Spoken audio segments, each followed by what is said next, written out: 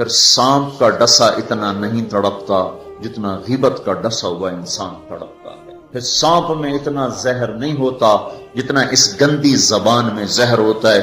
شیر کا پنجہ اتنا نہیں پھاڑتا جتنا یہ 2.5 انچ کی زبان گوشت کو چیر پھاڑ کے رکھ دیتی ہے. پٹرول اور گیس کی آگ سے وہ آگ نہیں بھڑکتی جو اس چھوٹی سی زبان سے آگ بھڑکتی ہے. شہروں کے شہر جل رہے ہیں اور اس کے پیچھے بات کیا ہے؟ غیبت. غیبت، گندا بول، گندا بول. ہاں، اگر گھروں کو جنت بنانا ہے غیبت چھوڑ دو. دھن رے دھنیے اپنی دھن، پرائی دھنی کا پاپ نہ پن. تیری روئی میں 4 بنولے، سب سے پہلے ان کو چن. کیا مطلب؟ اوروں کی برائیاں نہ دیکھو، اپنی برائیاں دیکھتے رہو، دیکھتے رہو.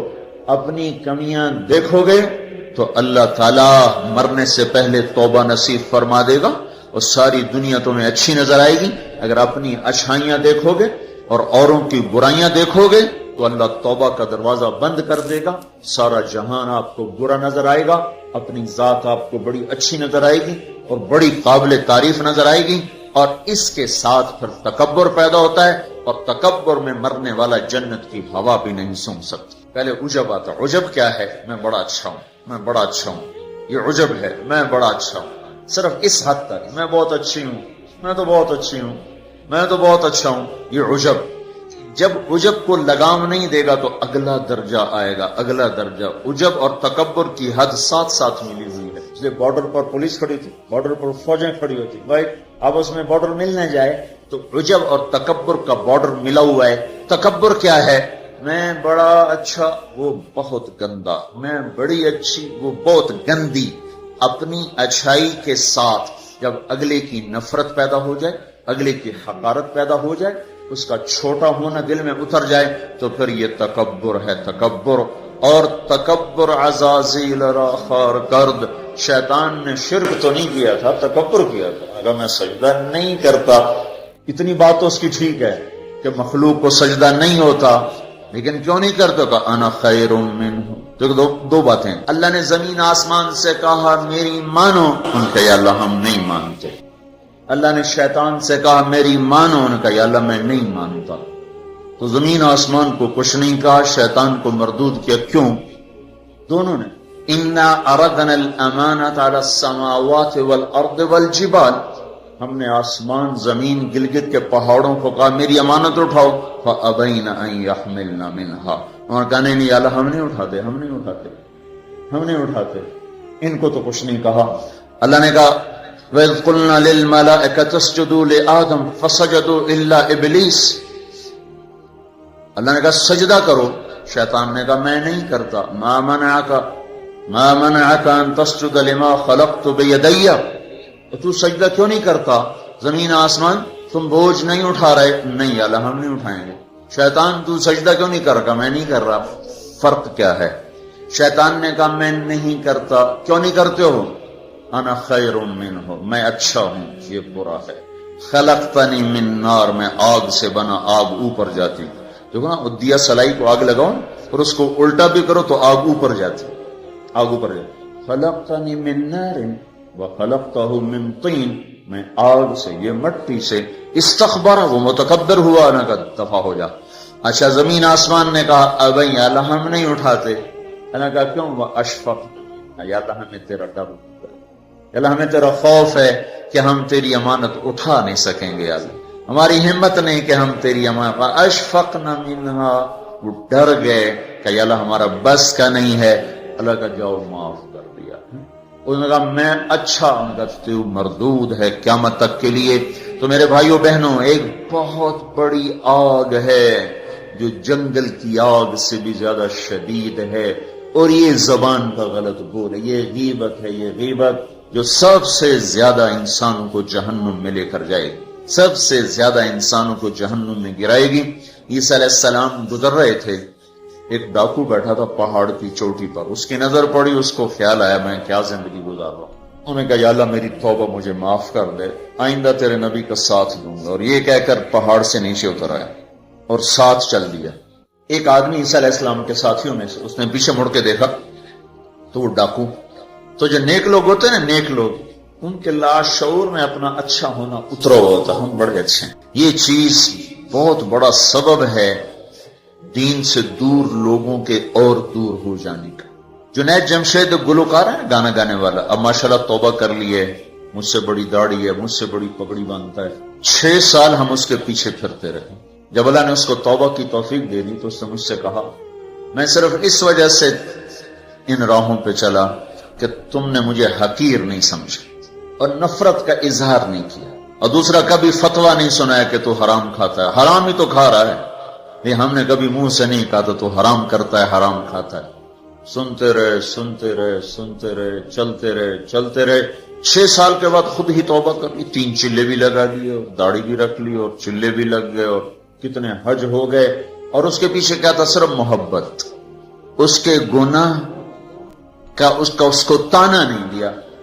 تو یہ جو تانا دینا ہوتا ہے یہ اور لوگوں کو دین سے دور کرتا. تو اس آدمی نے عیسیٰ علیہ السلام کے ساتھی نے یوں دیکھا اور بڑی حقارت سے کہا، ہاں بڑے آئے ہیں جو نیک لوگ ہوتے ہیں، نیک پاک عورت، پردے دار عورت. کوئی آ گئی ایسی بیچاری تھوڑی سی اعمال میں ڈھیلی تو اس کو بڑی ایسے نفرت کی نظر سے دیکھتی، آپ بڑی نیک حاجن بنتی، اس کو ایسی نظر سے دیکھتی.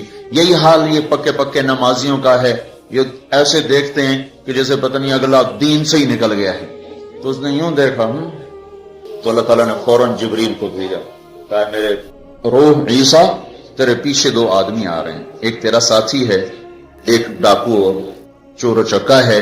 ڈاکو سے کہو تیری توبہ پر تیرے پچھلے سارے معاف، تو نئے سرے سے عمل کر. اور اپنے ساتھی سے کہو تیری نفرت کرنے پر تیری ساری نیکیاں برباد، تو بھی نئے سرے سے اب نیکیاں، تیرا سب ختم. تو ٹھیکیدار ہے میرے بندے کو حقیر سمجھنے کا. تو میرے بھائی اور بہنوں، ہمارے گھروں میں آگ ہے، آگ، اور وہ آگ چولہے کی آگ سے تیز ہے، پیٹرول گیس کی آگ سے تیز ہے، اور وہ غیبت کی بھڑکائی ہوئی آگ ہے.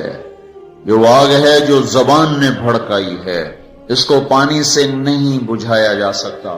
تمہارا گلگت کا خوبصورت بہتا ہوا دریا یہ سارے کا سارا روک کر گلگت کے اوپر ڈال دیا جائے تو بھی یہ آگ ٹھنڈی نہیں ہو سکتی. اس آگ کو ٹھنڈا کرنے کا اللہ تعالیٰ ہی نے کہا ہے طریقہ، جو بتایا کہ لا یغتب بعضکم بعضا، بند کر لو زبانیں، غیبت مت کرو. لا تجسسوا، ہمارے نبی نے کہا کسی کی ٹو نہ لگاؤ، کیا کرتی ہے کیا کرتا ہے. لا تحسسوا، لا تجسسوا. تحسس کیا ہے؟ خود پیچھے پھرنا. اور تجسس کیا ہے؟ کسی کو پیچھے لگ جاؤ دیکھو کیا. جیسے پولیس ہی نہیں، حکومت والے CID لگاتے ہیں نا، CID، یہ تجسس ہے. تجسس جاسوس، اسی سے جاسوس ہے، تجسس سے جاسوس. اور وہ رپورٹ لکھتے ہیں، وہ الٹی لکھیں سیدھی لکھیں، اسی پہ فیصلے ہوتے ہیں. تو میرے نبی نے کہا کسی کی ٹو نہ لگاؤ، کسی کی برائیاں نہ دیکھو، برائیوں پہ پردے ڈالو، اچھائیوں کو اچھالو، تو اللہ تمہیں سیدھا جنت کی راہوں پر لے جائے. تو جہنم وہ ہے جو اس میں مسلمان مرد عورتوں کو ڈالا جائے گا جو نافرمانی کرتے، نماز چھوڑتے مر گئے، سود کھاتے مر گئے، حرام کھاتے مر گئے، رشوت لیتے مر گئے، نماز چھوڑتے مر گئے، روزہ چھوڑتے. ایک اور بتا دوں، یہ گناہ تو عام ہیں. بہنوں کو حق نہیں دیا اور اس کے ساتھ مر گئے. بہنوں کا حق ہے نا باپ کی جائیداد میں، ماں کی جائیداد میں. اگر باپ نے 3 روپے چھوڑے ہیں، ایک بھائی 2 بہنیں ہیں، 2 روپے ایک بھائی کو ملے اور آدھا ان کو ملے گا، تو کیا ہوا بھائی؟ ادھر کیا ہوتا ہے؟ سارا حق بھائی دبا کے بیٹھ جاتا. سارا حق بھائی نے دبایا، اور بھائی کیا ہوا؟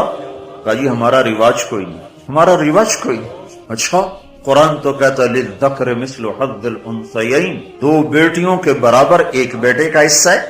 1 روپیہ بیٹی کو ملا، 2 روپے بیٹے کو ملے، 8 آنے بیٹی کو ملے، 1 روپیہ بیٹے کو ملے گا. پر اللہ تبارک و تعالیٰ نے عورت کا حق پہلے بتایا، مرد کا حق بعد میں بتایا. للذکر مثل حظ الانثیین، للذکر مثل حظ الانثیین. اور یہاں ساری گلگت کی وادی بہنوں کا حق کھا جاتی ہے، اور کوئی کہتا بھی نہیں کہ حرام ہو گیا. تو رشوت کھائے تو کہتے رشوت کھاتا ہے، کوئی سود کھائے کہتے بڑا مجرم ہے سود کھاتا ہے، کوئی ڈاکہ ڈالے تو کہتے بڑا ظالم ہے ڈاکے مارتا ہے. سارے گلگت والوں نے بہنوں کے حق پہ ڈاکہ مارا، نہ کوئی مقدمہ ہوا، نہ کوئی فریاد ہوئی، نہ کسی نے ہائے کی. اور کسی بہن نے کچھ مانگ بھی لیا تو الٹا اسے پہ چڑھائی ہو گئی. بہنوں کا حق کھاتا ہوا مر گیا، جنت کی ہوا بھی نہیں لگی. ماں کا حق کھا لیا، خامد مر گیا، اللہ نے ماں کا حق رکھا ہے. اولاد ہے تو 8واں حصہ ماں کا ہے، اولاد کوئی نہیں 4تھا حصہ ماں کا ہے. باپ مر جاتا ہے، مائیں بیچاری فقیر بن کے بچوں سے خیرات مانگتی ہیں، حالانکہ اللہ نے خامد کے حق میں سے 1/8 ماں کا حق رکھا تھا، کوئی نہیں دیتا. ماؤں کا حق ہڑپ، بہنوں کا حق ہڑپ، اور پھر اس کے ساتھ یہ احساس بھی نہیں ہے کہ میں مجرم ہوں، میں نے ظلم کیا ہے، یہ احساس ختم ہو گیا ہے. تو بھائیوں میرے بہنوں، اللہ نے جہنم کو بنایا ہے نافرمان مسلمان مرد عورت کے لیے. اگر توبہ نہ کی تو اس میں جانا ضرور ہے. جو ہے نا آخری آدمی ہے جو نکالا جائے. جب وہ نکالا جائے گا تو اللہ تعالیٰ کہیں گے اس کو نکالو، ایک آدمی دوزخ میں اس کو نکالو. تو وہ جبریل آ کر کہیں گے بھی اس کو نکالو. تو دوزخ کا فرشتہ مالک کہے گا کہ دوزخ نے ایک کروٹ بدلی ہے، اس میں ہر چیز کو اس نے الٹا پلٹا کے پھینک دیا ہے، مجھے سمجھ میں نہیں آ رہا وہ کہاں پڑا ہوا ہے. تو جبریل کہیں گے یا اللہ وہ مالک کو پتہ نہیں چل رہا وہ کہاں پڑا ہوا ہے. تو اللہ تعالیٰ کہیں گے جاؤ فلاں پتھر کے نیچے دبا پڑا ہے.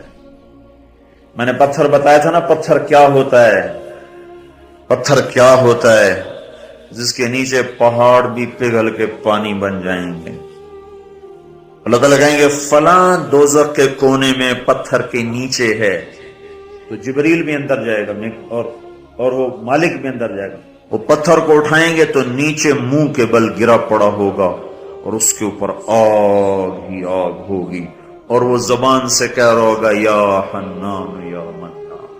ایک دفعہ جبریل ہے کہ یا رسول اللہ آپ کو دوزخ کے سنوں کا سنیں کہ جہیم میں حاویہ میں منافق ہیں، جہیم میں مشرک ہیں، سقر میں صابئی ہیں مجوس ہیں، اور سعیر میں مجوس ہیں، لظہ میں یہود ہیں، حطمہ میں عیسائی ہیں. اور کہہ کر جبریل چپ ہو گئے. تو آپ نے کہا اور کیا؟ کہ جی آپ سے شرمت کہنے نہیں بتاؤ. کہا جہنم میں آپ کی امت ہے، نافرمانی کرتے ہوئے جو مر گئے توبہ کیے بغیر. تو ہمارے نبی بے ہوش ہو کے گر گئے اور روئے جا رہے، نہ کسی سے بات کر رہے، نہ کلام کر رہے، نہ کھانا کھا رہے، روئے جا رہے. حضرت عمر رضی اللہ تعالیٰ عنہ اجازت مانگنے گئے تو آپ نے اندر آنے کی اجازت نہیں دی. سلمان فارسی اجازت مانگنے گئے تو آپ نے اندر آنے کی اجازت نہیں دی. سلمان فارسی بھاگ کے حضرت فاطمہ کے پاس گئے کہ جاؤ ابا کی خبر لو. وہ رو کے ان کا حال برا ہے اور کسی سے بات نہیں کر رہے، کھانا نہیں کھا رہے. حضرت فاطمہ رضی اللہ تعالیٰ عنہ دوڑی ہوئی تشریف لائیں، دروازے پہ دستک دی تو آپ نے، چونکہ حضرت فاطمہ سے محبت بے پناہ تھی تو آپ نے فوراً اجازت دے دی. اندر آئیں تو کہا ابا جان کیا ہوا، میں آپ پہ فدا قربان، آپ کا یہ حال کیوں بنا ہے، کیا ہوا ہے؟ تو آپ نے کہا فاطمہ میری بیٹی، مجھے جبریل نے بتایا ہے میری امت کے نافرمان مرد عورتوں کو جہنم میں جانا ہوگا. رامنا کتنے نوجوان ہوں گے جو کہیں گے ہائے ہماری جوانی پہ کرم میں رحم کرو، پر کوئی رحم نہ کھائے گا. کتنے بوڑھے ہوں گے جو کہیں گے ہمارے بڑھاپے پہ رحم کرو، کوئی رحم نہ کھائے گا. کتنی عورتیں ہوں گی جو ننگی ہو کر جہنم میں پھینکی جائیں گی اور ان کے بالوں کی چوٹیوں سے پکڑ کر فرشتے ان کو گھسیٹ رہیں گے، وہ کہیں گے ہائے ہماری بے پردگی، ہم پر رحم کرو.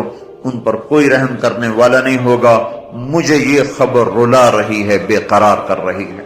تو لیبلوکم ایکم احسن عملا، ان قریب موت پر یہ سب کچھ کھل کے سامنے آنے والا ہے.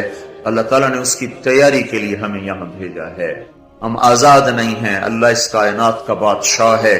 زندگی موت کا نظام بنایا اور عزت اور ذلت کا نظام بنایا، جنت اور جہنم کا نظام بنایا، عرش فرش زمین آسمان چاند تاروں کا نظام بنایا، اور دنیا اور آخرت کی ساری عزتوں تک پہنچانے کے لیے حضرت محمد صلی اللہ تعالی علیہ وسلم کو رہبر بنا کر، ہادی بنا کر، قیامت تک کے آنے والے انسانوں کے لیے رہبری کا طریقہ دے کر آپ نے مدینے مکے کی پہاڑیوں سے آپ کو چاند بنا کے، سورج بنا کے آپ کو طلوع فرمایا، اور پھر قیامت تک کے لیے سورج چمکتا رہے گا، یہ چاند چمکتا رہے گا، نہ یہ گھٹتا ہے اور نہ اس پر کوئی گہن لگتا ہے، نہ اس پر کوئی داغ آتا ہے، نہ اس میں کوئی آگ ہے.